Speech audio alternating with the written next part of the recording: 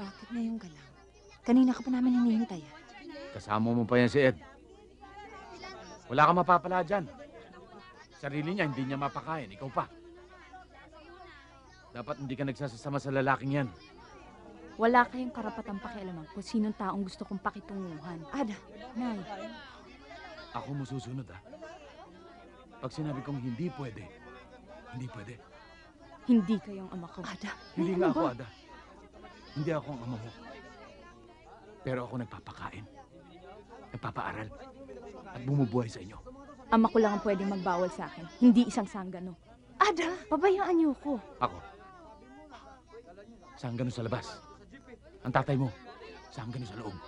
Sa preso? Ako mo susunod. Naintindihan mo? Tama ang tiyuti mo, Ada. Tama siya.